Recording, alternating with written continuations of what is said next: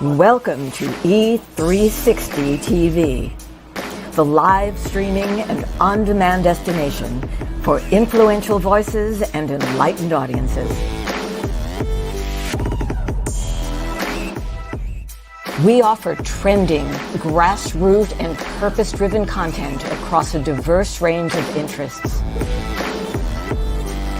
E360 TV is more than just watching programs. We offer the ability to interact with live shows connecting audiences to real, authentic influencers and storytellers while streaming to millions of devices.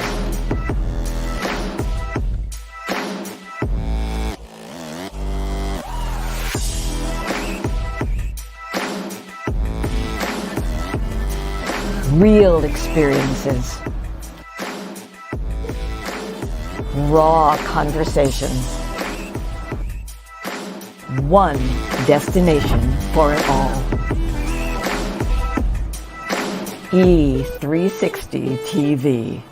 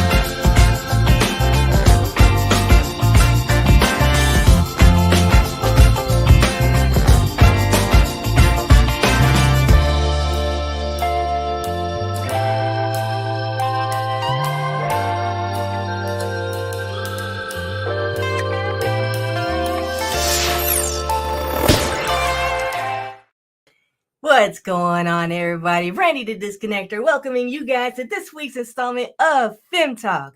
So before we get started with today's show, let me go ahead and bring in my beautiful sister queens. We have the beautiful She Talks. Hello, FEM Talker. And of course, the beautiful Tracy, the Reset Coach Randolph. Hey, everybody. Oh, goodness, it's been an amazing week, and it's only Tuesday. It's been a long week for 2 days. Yourself. I concur. I've been extremely busy, but it's been amazing, so I can't complain. Great. Awesome. Oh, that's wonderful. Yes, most definitely. So, y'all, you already know how we start off each week with the hot topic. Tracy?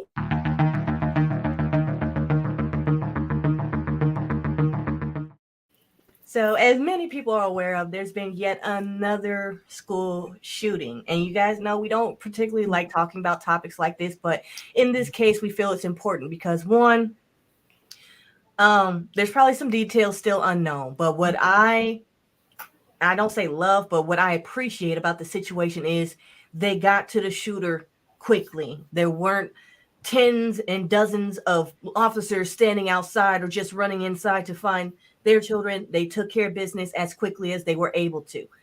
The loss of children is absolutely horrific. I don't know how many times this needs to happen before people get mad enough, or I should say sane enough, to actually tackle the issues that are allowing individuals to acquire firearms that have no business with a BB gun, let alone a freaking assault rifle.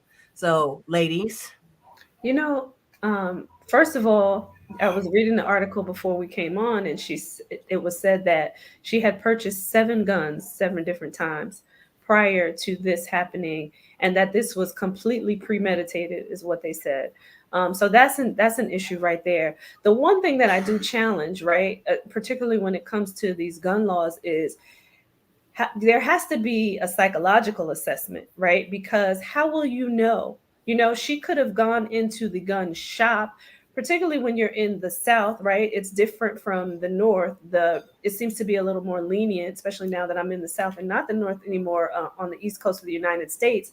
However, you know, how do you know? How do you assess? And how do you have a store clerk, right? Because, you know, the people that are working for the gun shops are not equipped to be able to assess whether or not a person can handle a gun and will do the right thing with a firearm. So there needs to be some type of psychological assessment that has to happen through your local government, I would say, right? Because that's the only way to really control it before you allow somebody to get a firearm. And it should be pretty extensive so that the person is not able to buy 7 guns, premeditate a shooting like this, and then go into a school to hurt individuals, children, right? Because there were 3 babies that were killed through this, and then 3 adults as well. But I also want to challenge one other thing in regards to this, because they mentioned that this young lady had gone to this school. So I am wondering, because this was premeditated also, what happened to her to feel the need to plan out this type of event and go and hurt and kill people? Something, if she's not mentally incapacitated in her level of thinking, then there could be something that took place, some wrongdoing. We don't know, right? But I just challenge and question what actually happened to this young lady, because this was obviously something that she thought about for a long time. It wasn't something that she just did on a whim. So I challenge that, and I want to hear from Shima. I just think, just to think about getting the gun instantaneously, like same time I walk in, I've decided, yes, I have a license, yes, I passed the age test, I have all of these credentials, but I walk out with the gun immediately. It may be a random day, I may have some kind of breakdown or in the mood to hurt someone. I don't think it should be instantaneous. I mean, if there is a psychological test, that should be the point. Okay, I come in. Yes, I have the credentials. I fill out whatever survey list. I don't know, anything that I need to fill out. You send it off. They evaluate it, and in a week maybe I could get a gun. I understand everybody's going haywire because they don't want you to control their ability to own a gun. Okay, but how about we lessen the freeness of getting them on a whim? Right. And aside from that, and this probably isn't the nicest, and I know people are probably going to give me backlash, but if you want to kill people, that's if you have lost it, or I don't know what it is. I'm not a person. My mind doesn't, and I'm not saying that I could never lose my own mind and get there. But if you feel like I want to shoot up some stuff, or I want to get, this is the way I want to go out, because it seems like this is the way they want to go out. If you want to go out, could you go out at the police station? Because they're going to kill you. You got to go to the school. I think my anger is not so much that you want to shoot up and harm people. You're going to go to the school and kill the babies. Yeah. And no, not saying any adult needs to die, but you want to shoot babies. And you're grown, you're an adult that wants to kill babies. That's why I challenge, what was the target here? Like, what was the real issue with this particular school, particularly because she attended this school? So that's why I question what was the real issue behind her premeditating this? Because again, she planned this for some time. It wasn't something that she just decided to do. She bought guns 7 different times. That's a lot. And she mentioned that school in this whole write-up that she had about the plan, the other locations. So she mentioned the school and the fact that she went there as a young person, and they're making the correlation that maybe that it wasn't the best place for her, but who knows? It's just absolute craziness as far as I'm concerned. I really hope we get to a point as a nation that, like, in order to get a gun and a license to have a gun, it's more like the DMV process. You need to go to the DMV life place. They do a background check. They take you to the shooting range, make sure you know how to load, unload, break down, clean, repair, whatever it might be, that weapon. Show that you are capable of handling that weapon responsibly before you are allowed to actually be able to purchase one. But that's just my input on it. So that is the end of today's hot topic, y'all. And I'd rather not call it a hot topic, just something we felt important to touch on today. And it is now time to bring in our very special guest. She is the owner of Essence Tree Holistic Life. And I have a little bit of a bio here for you guys. Jamie. So guys, Essence Tree is a holistic beauty and lifestyle brand, and they are predominantly known for superfood skin and hair care products that are sold in Whole Foods. So what sets them apart is their dedication to health and wellness. It was started to remind women of who they are, our power, our magic. So she created beauty products that would ensure that her clients would practice self-care rituals daily.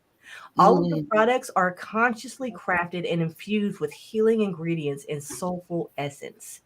And she is very proud to have taught holistic education to over 5,000 people with topics such as meditation, plant-based remedies, and building wellness empires. Most recently, she launched an initiative known as Hair Wealth, a 7-day educational challenge providing comprehensive lifestyle tools for hair growth. No other beauty brand is as dedicated to cultivating wholeness as she is with this company. So guys, let's welcome the fantastic, wonderful, and marvelous Mrs. Charmaine Gibbs-West.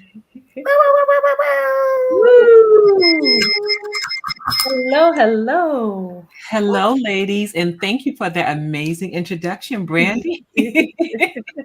Most definitely. I'm so excited to have you here because our very own Tracy is very wellness, health, and fitness oriented. So we are extremely excited to have you here and talk about the business of building it big because you are doing amazing things with this company, but also changing lives for the better while you're at it. Thank you. Yeah, I can't wait to talk about that. My favorite topic actually is women in entrepreneurship, wellness, beauty, health. It's just like health, wealth, and beauty. It's like I can talk about it all day. So happy to be here.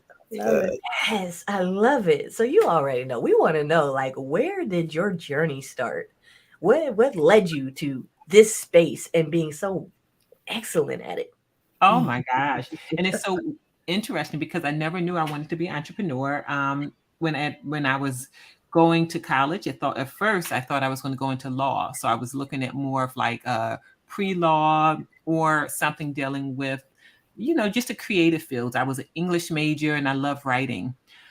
What happened earlier than that, which I, in looking back on, what really helped me is that we lived a holistic lifestyle in my household. My father, during the 80s, when everyone thought he was completely bonkers, he actually was a macrobiotic. So I don't know if you guys are familiar with that philosophy, but it's based on Eastern traditions, yin and yang. We've heard of that, but it's almost like the predecessors of pescatarian diet. So we were allowed to eat fish, but we couldn't do any preservatives. So started out with very much of a natural sort of philosophy within me. And then when my parents, they were entrepreneurs, so they went ahead and got GNC franchises, and GNC was like the big health food, mega health food brand in the 80s. So we always had natural products around the house that I was one of those beauty junkies, as a lot of young women are, but I had the choice of very natural ones. So they didn't smell the same, of course, as other ones, but I knew somehow that, even at a young age, you knew they're better for you. And long story short, I was working in corporate America, working in New York at an investment bank, and my then boyfriend, now husband, we decided to leave the New York area and go and find ourselves. So we left, moved south. He's actually from Nashville, and we spent at least 2 years living on his family's farm. Oh, wow. So it was a whole shift. And it was during that time that I had recently turned vegan, and I started to really deeply study a lot of other healing modalities like crystal healing and meditation and herbalism.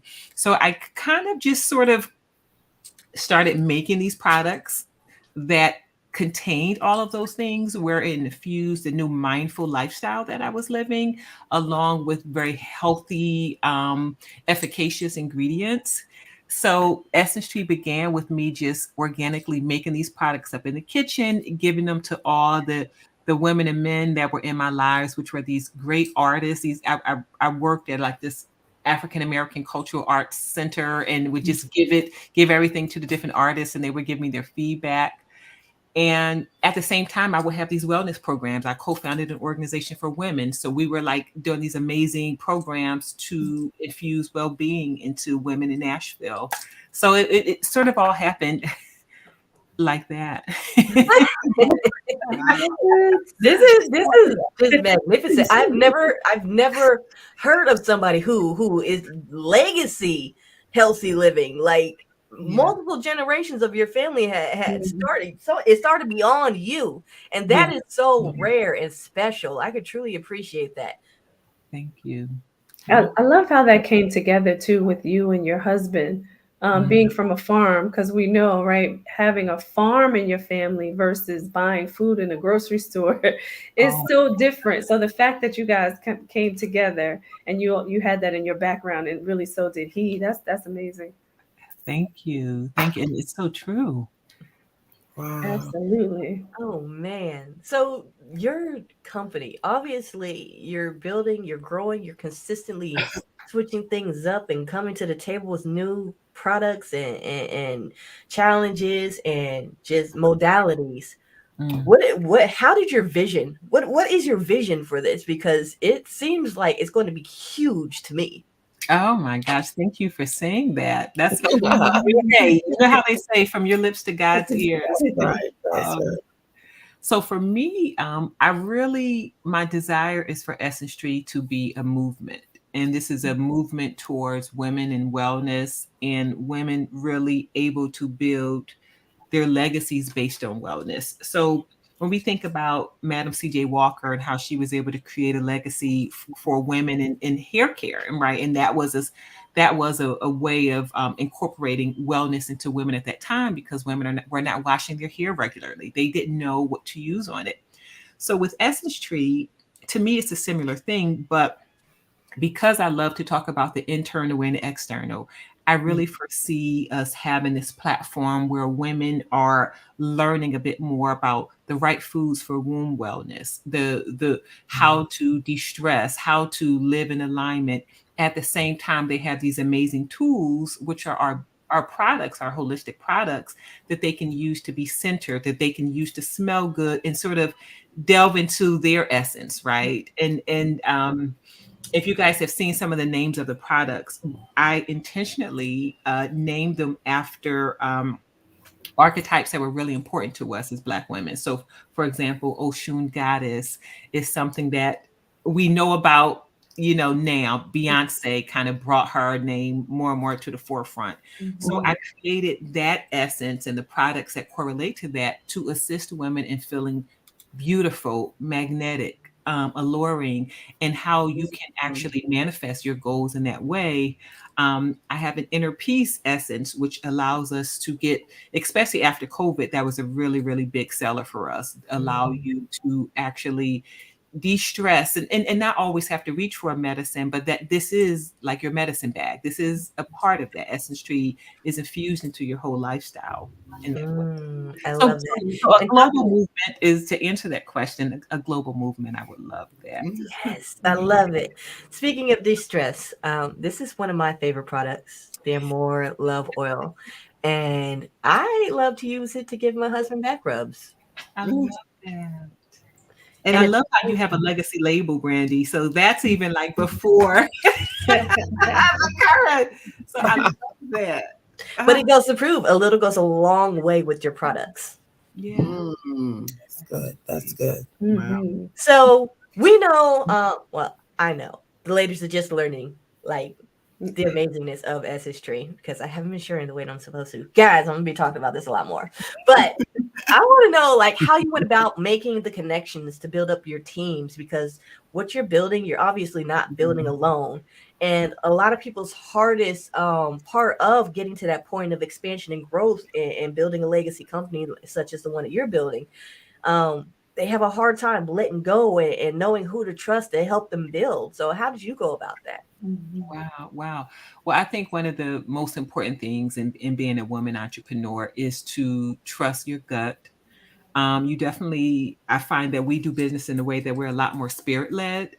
And for me, the beautiful thing is that I feel that just being intentional with God and feeling like, okay, I'm doing what was put in my heart to do. So I'm trusting on God to kind of help to provide in this way. And a lot of the people, it's been a lot of sort of organic growth in that way too. Like we're in Whole Foods now. And of course, the goal is to be completely in all Whole Foods, to be in Target, to be in Ulta Beauty. So we're actually aligning our path to have our products more accessible to our clientele. That's very important to us. And when we did a survey, that was important to our clients, more accessibility, where they can just walk in and buy their Essence Street product in their local store. But for me, in terms of building that team, it started out with a lot of other moms. Like when I started out, my daughter was very young. And so I have a best friend. We would literally be at the farm when our kids were sleeping, making these products. So it started out with like-minded women in the community. And then as we grew, especially here in Atlanta, I started to meet people. It was like a homeschool connection. So I started having these amazing moms and then their youth who helped me to make it that way. Wow. It's just been an amazing connection where being at Whole Foods, I met my newest operations manager because she worked for a company where she was doing demos at Whole Foods, and she is amazing. So I brought her in, and she helped to bring in other staff that she knew. So it's just always this sort of like this first level of connection that we've been able to do is allow people to bring in other people. And of course, I do trust my instinct. And of course, I do make sure we're on a 30-day basis. As they say, first 30 day of any job, you do want to make sure that there's a correct fit. So everybody who comes on board, I do have that in place. But I've been really blessed and fortunate and grateful that to be aligned with people who really care about holistic health and wellness. People who love making products. Like, oh my gosh, at this age, standing on my feet, making butters all day is a lot harder. But I was able to bring in someone who I call my goddess of body butters and bars, because she doesn't mind. To her, it's a work of artistry. So she's in the kitchen on her feet all day. And I love it that she enjoys that, you know? So, and that's helpful because as your business grows, you have to be in CEO mode. And I think for a long time, initially, I was building community. I was strengthening the formulas to make sure they were as impactful as possible. And so now I'm transitioning to a point of being completely as much as I can. Sometimes I'm still making things, guys, and I love that too. Sometimes you get to do that, but I'm really being intentional about being in CEO mode so we can scale and see that global vision. Yeah. Life. I have a question. Yes. As you are on this global trek and also going into more stores, how do you maintain the integrity of the products? Because I'm sure that, some of the bigger names will, if they haven't already, will want you to compromise your products to put them out there more, to preserve them more, have longer shelf life, all of that. So how do you continue to, preserve that integrity while growing? Yeah. And I think it depends on which each brand's focus is. Like Mhm. our priority are ingredients. That's it. Like, so Mhm. somebody else's priority may just be profits. But since our priority are ingredients and how they impact the end user, I'm not going to ever compromise our ingredients. And that's something that does come up a lot because prices rise, right? And you Right. do for so long, it being my baby and me having a personal relationship with a lot of my clients, I've tried to absorb the increases as much as I can. And so I'm kind of even tweaking that. But I think if you have your priorities in place, mine being ingredients, the only thing that a customer or another third party company could say to me is like, okay, so if you're shipping this overseas, for example, is there one little thing you can put into it to make shea butter more stable? Because we all know what shea butter does. It heats, it cools. Sometimes when it recools, you guys seen those jars of shea butter, it's like grainy and everything else. And it doesn't happen very much to ours because we have it down pat. But again, if I'm shipping it to Africa, it potentially could happen. And that would be a type of conversation I would entertain based on stability, formula stability, but never compromise my ingredients. Yeah, That's I love amazing. it. And I have one more question to that because you made me think of something else. Are all of your ingredients US grown? No. Okay. A lot of essential oils Mhm. actually come from overseas. Lavender is grown in France and Bulgaria. We have Bulgarian lavender rather, but it's grown in different countries. So when you're dealing with essential oils, you always have to go international because they have their places in which they're cultivated best, the Yeah. best quality of those essential oils.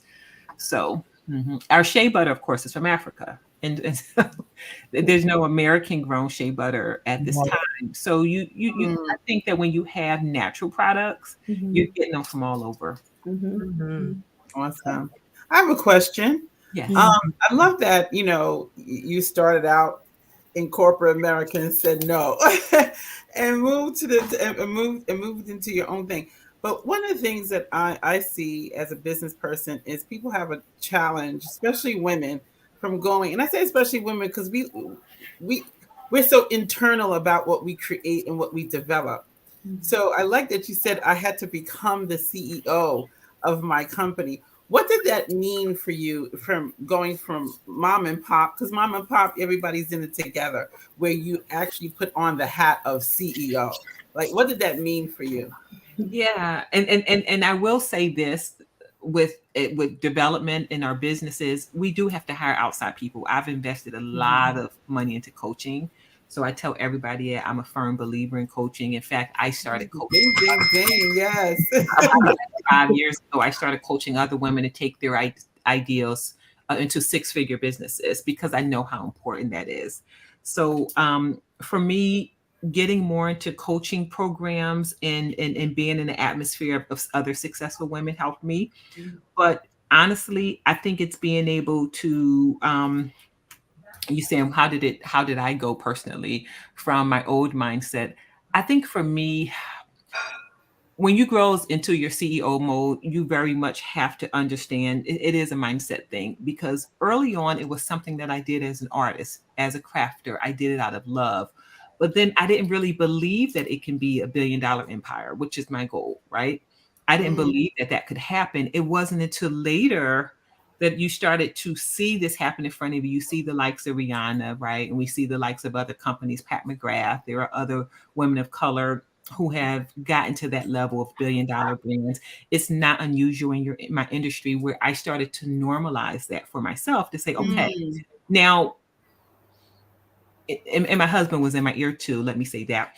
But it's kind of like, okay, how do you go there and yet still be, it's kind of like, who's driving that boat? Who's driving that ship? If you're under the ship, making the butter, nobody's driving it, right? Who's driving the vehicle? Who's driving the ship? So you literally have to come on top and steer the ship in the direction that you need it to be, because no one else is going to do that. I don't have a co-founder. A lot of brands have that. I don't, right? And it's okay. I've accepted that. Over the years, I've tried to poach many of the girlfriends, like, you should come on over to Essence Tree and be a co-founder with me.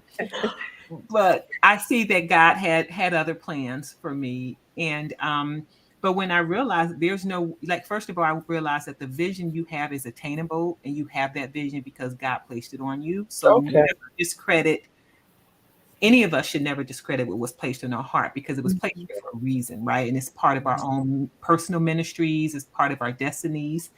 And once I started to really sit with that and say, okay, this is not coming from me, this is coming from a higher source. So then how do I do this, right? I need resources. I need people to free my time up. I need the training and the mindset coaching to be at a CEO thought process level. And it helped that I had a corporate background, because to your point, Dr. Melissa, that was your name? Yes.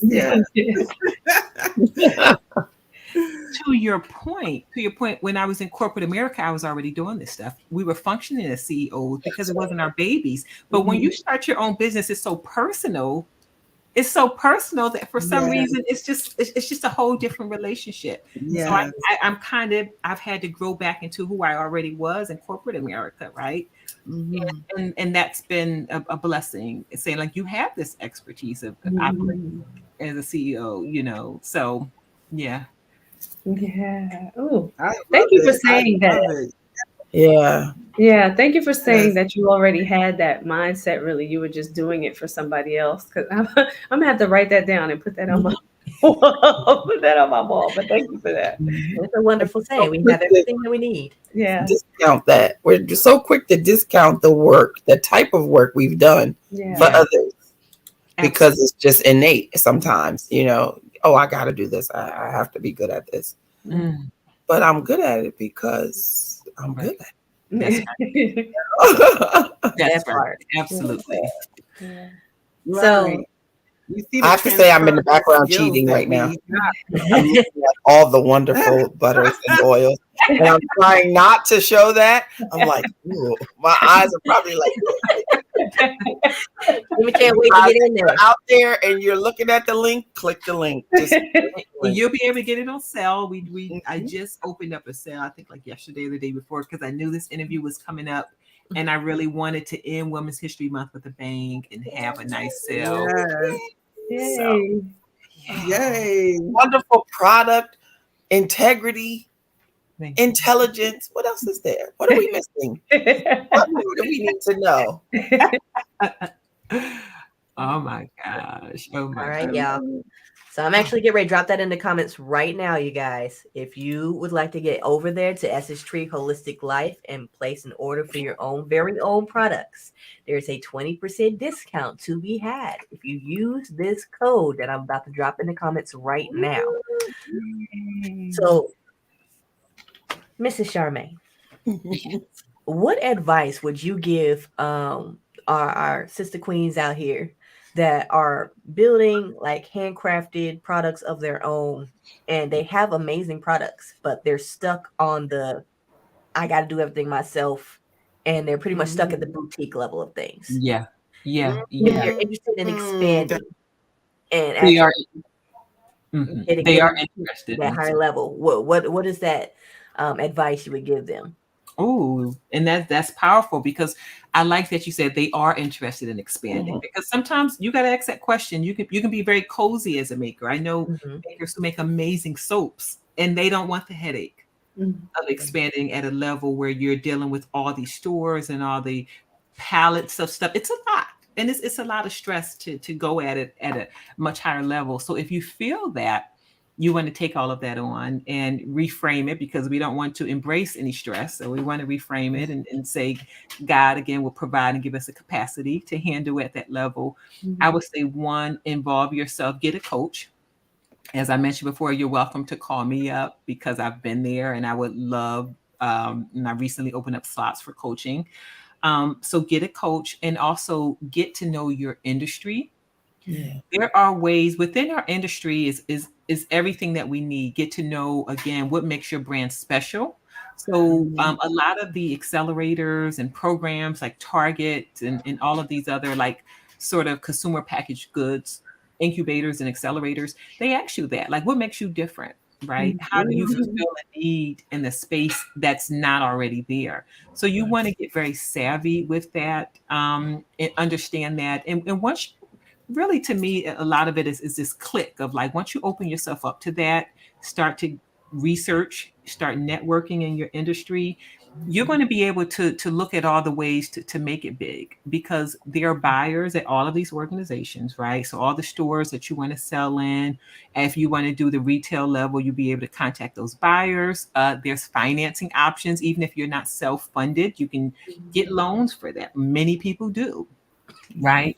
Let's say you want to get big on online, right? So influencer marketing is super hot and it's super important for products. And you want to be able to get in that space and learn all you need to know about the right influencers that you want to work with. You want to start with an influencer who's really getting a lot of attraction, but is within your budget, right? You want to think about what it is about my lifestyle that's compelling because nowadays what we know is that people buy from people, right? So it's so important to them to know the person beyond the brand. And I like to think of it in the way like, okay, what's my personal brand and how do I tap into that in a way that brings me joy and my customers joy so that they're inspired to follow me, share, like me, do all the things that we would want them to do. So those are some of the key things that I would tell them to do. You know, that was so, just that last part alone is something that we as a show talk about, you know, that people want to know, they want to know, look behind the curtain. Yes. They want to know who the Oz is behind the curtain. And we had made that vow ourselves to be more open to our fans or, you know, our followers, just about personal life. So you are so right. And it's hard with our generation because for me, it took a moment and it still takes a moment. Like I don't let everybody completely in as like this younger generation do, because we come from a generation where we're right after our mothers telling us, don't tell anybody your business, right? If you trust anybody with your business, they got to be really like the person you see it, like your best as a friend. You're like that one cousin, that one auntie. So we're right out of that generation. So it's almost like us turning off that switch of privacy and just being raised in that way and being open in a way. So it's a struggle. I won't lie and say it's not a struggle. Sometimes for me and how bare and how much we're out there. So. Goodness. And I think another thing you said, which to speak a little bit about this, one of the things, like you trying to build my brand, but one of the things that I've learned wholeheartedly is that to really grow, you need coaching. You need to find that person that can kind of direct you, because you grow when you figure out, you're able to mimic, you know, when you're able to see, when you're able, somebody's mentoring you. Yes. Talk a little bit about how did you look for that person and person, sometimes it's more than one.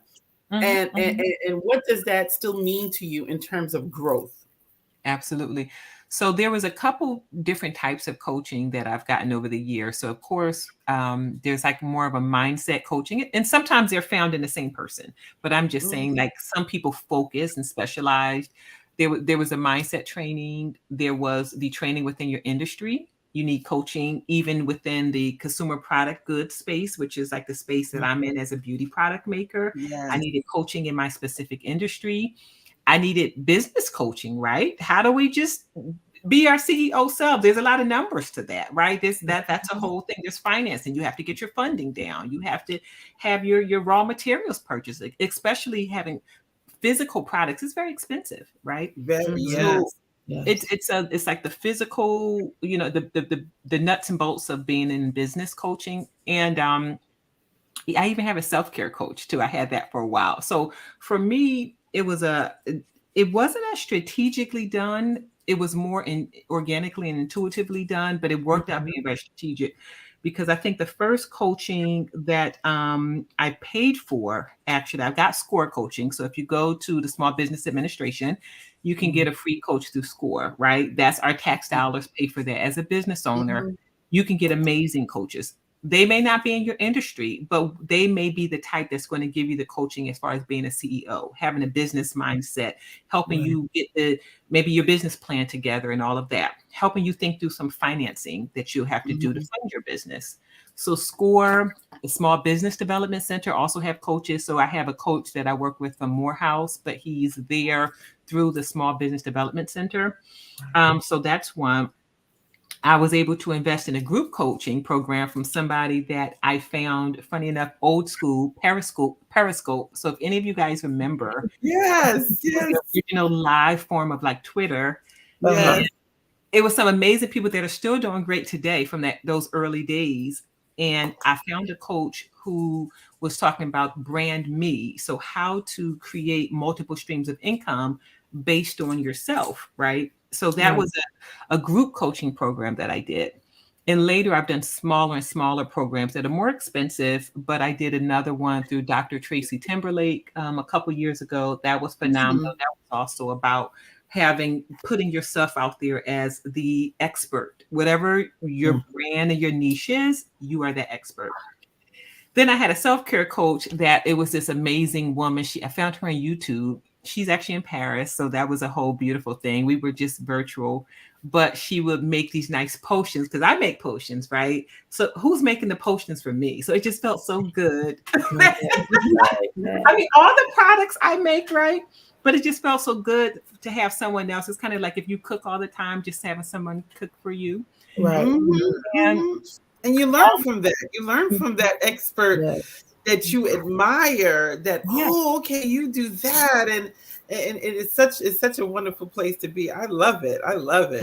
And all of those together kind of give you what you need. Because you can I met somebody in Clubhouse who coached me on this one pitch I had to do, like a pitch coach. Like, okay, let's hear your pitch. Let's practice your pitch. So really, you can get coaching in a number of different ways. And so, like I said, I would definitely group them if I'm being strategic and making sure I'm covered in all my areas. Definitely business coaching, mindset coaching, and being in your industry around the mentors and things like that. But they were all very amazing coaches, and I'm really grateful to have had a combined experience like that. So You seem to have a very powerful manifestation muscle.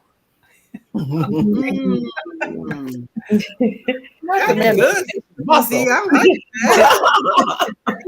it's so interesting because I always feel like I gotta strengthen it. So thank you for complimenting me on that. Mid-billion-dollar company. I gotta strengthen it. Yes, strengthening it. I like it. But you guys, we gotta take a short commercial break. But when we get back, I'm going to be asking Ms. Charmaine about the importance of a business plan. Should you have one before you start? Should you create it as you're going? What does that look like? Yeah. We'll be right back.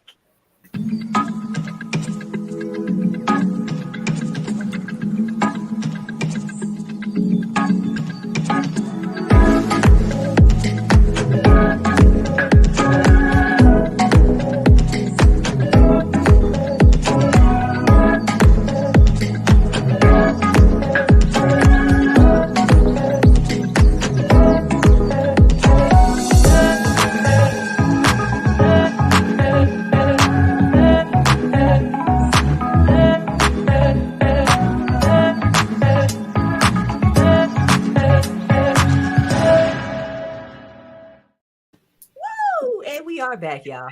I'm sorry, but her commercial always gets me rocking. Like the music is good. I love it. Me too. I'll be like, all right, y'all. And I rarely open this up, but if anybody in our audience or in conjunction with our audience is interested in their very own commercial, please sure to reach out either on this platform, message me directly, or of course, email us at femtalktv@gmail.com. I would be glad to have a conversation with you and possibly get you your own ad going. So guys, so Ms. Charmaine. importance of a business plan. Is it something we should think about before we even get into business? Or say we get into the business, we're like, I think I'm gonna stick with this for a while. I should probably have a plan. What do you suggest? So my take on it is it's always going to be evolving. So that's for sure. I will say from the standpoint of funding, you would need a plan. And I think as when you're in CEO mode, you need a plan. When I started out, I was pure crafting mode. So honest to God, had a part of my life when I was like as an artist, and I just went all in. I was like, oh yeah, if I'm doing the artist thing, I'm doing the artist thing. I'm just making these products. Yeah, I spent all my spare money. Who cares? So I think starting out, it was very different than now. And one of the things that helps me in what I do, I learned this from corporate America, where it's like the top down planning. So it's kind of like you're thinking of your goal and you're reverse engineering how to get there. So you want to think of your financial goals and you want to break them down into, okay, like how many products I got to sell. So if I got to sell 1,000 butters to make $10,000, what avenues will I sell them on? How much money will I need? Who I need to talk to? How many places do I need to show up to make that happen? So it's kind of like just taking it, kind of like boiling it down to a very simple way of thinking about, okay, like this is what I want to do, how I'm going to do it, how much money will it cost? So it's kind of simple when you think about it, but that's how I like to do mine. It's once you've been in business for a few years, you do want to get in the habit of thinking about anniversarying your business, because one of the things I learned when I worked in retail, I used to be an assistant buyer for Federated Department Stores, and they're the people that Macy's and Bloomingdale's and all of that. One of the things I loved about retail is that we're always working ahead of time. So it's kind of like you are in the summertime, you're thinking about Christmas, right? So with your business, you kind of got to be that same way. And it's more challenging because it's just you, right? You don't have a buying team. You don't have this, not in the beginning. So you kind of feel like, okay, I'm shape shifting. I'm in the future. I'm in the past. I'm in the present. I'm everywhere. But again, that's where your mentors will help in that way. But when you start to grow, when you start to benchmark and say, okay, what worked for me? What didn't work? So then we're more strategic about, okay, I'm looking to make more money than I did the year before, maybe 25% more. What worked well last year? Can I just put a few extra dollars to the ad? Can I go out and do a couple more festivals to make that work? What didn't work? There's some things that didn't work well at all. Well, can I just scratch that? But then what do I put in its place? So it's almost like taking your business apart and just understanding, like, okay, how am I going to get here? Maybe I need to apply for some grants. Maybe I do some pitch competitions. So for me, it was really helpful for me to think of it more like that, and in the different planning and forecasting ways that I did in corporate America. I do,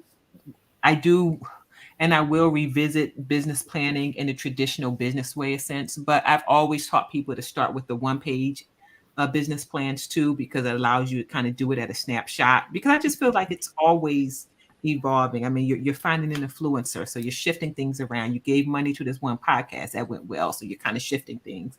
But overall, your goal is your goal, right? Your goal is your goal, and you're selling certain things to get to that goal, essentially. Oh, wow. That's awesome. Now, you mentioned a pitch competition. Say somebody was interested in getting into that arena of things in order to position themselves to maybe raise funding for their company for growth and expansion purposes. Where would they go about even looking into something like that? Also, there's a lot of resources. So here on Facebook, where you guys I know are multiple locations, but there's a well, let me start with this because they may not be in my industry.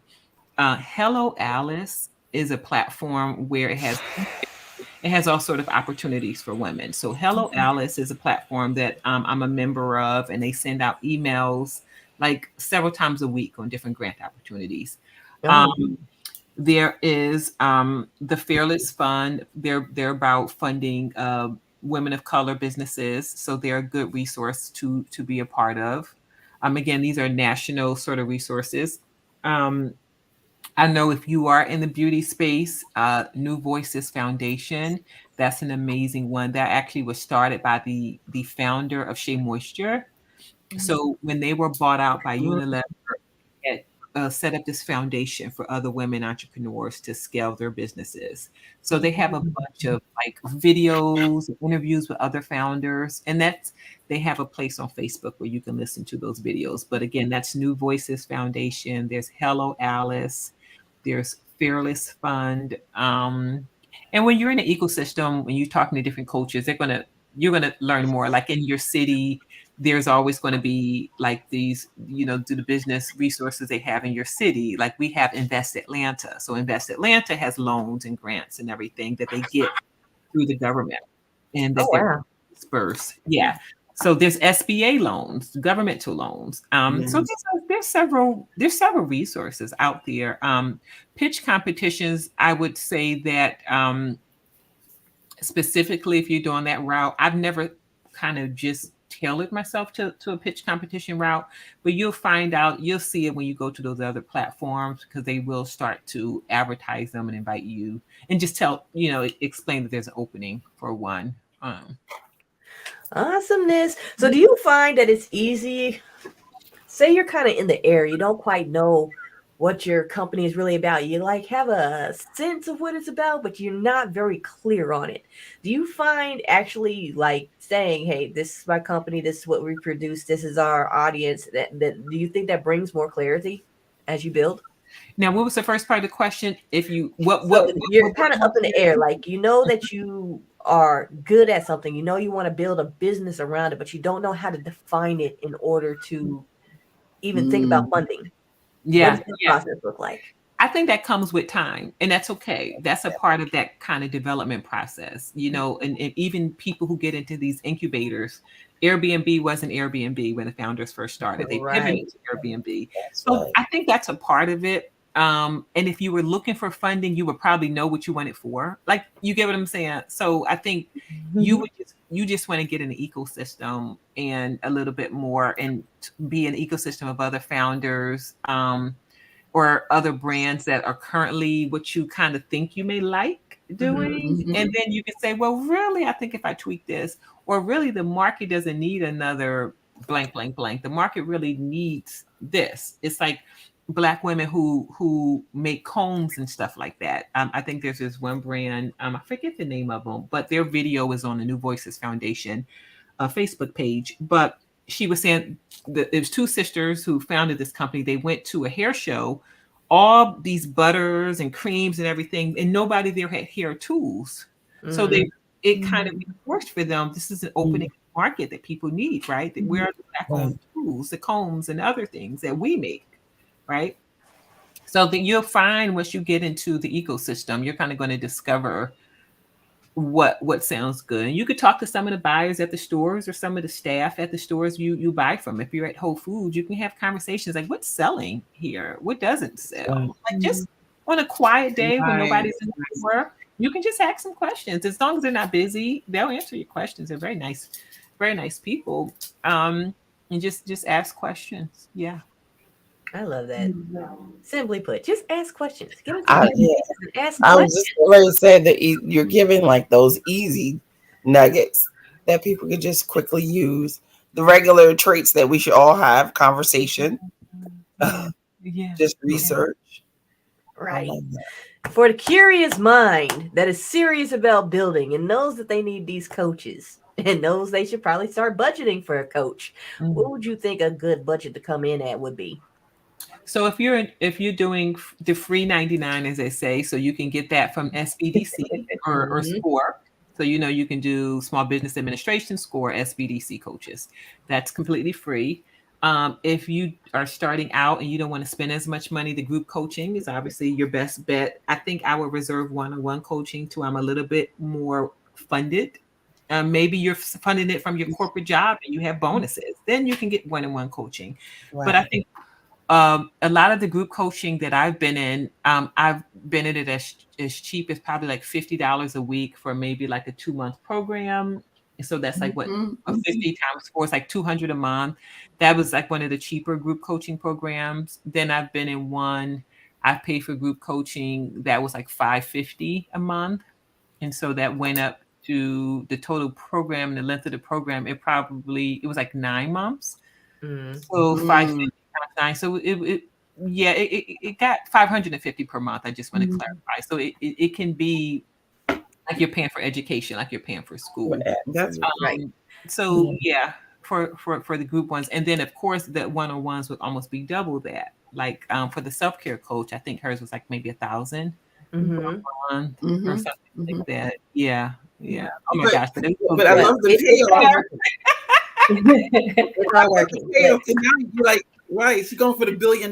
You know, the mindset, to your point, Yeah. it pays off because the investment in you, like one thing I've learned over the years is I have to invest in me if I'm looking to become that multi-million dollar. That I never even said $1 billion, but I'm gonna start saying it tonight because That's right. you know, I heard Right. why not? Why not? I say claim it, because you know why? It's like we don't have to limit ourselves. We can put it out there in the universe. Universe won't be offended that we call ourselves Right. billion-dollar moguls. Universe will be okay. God will be okay with That's that. right. Right. Yes, Oh, Belly Universe. But guys, we have reached the end of tonight's episode, and we have to say adieu for now. We will be back next week with a new episode. And in the meantime, go ahead and follow Miss Charmaine and her company at Essence Tree Life on Instagram and Essence Tree Life on Facebook. And be sure to use that 20% off code. Until next week, you guys, we love you. We will see you again soon. And remember, we're on trajectory starting next month. That's right. This was such a pleasure, guys. Thank you so much. Thank you so much. You.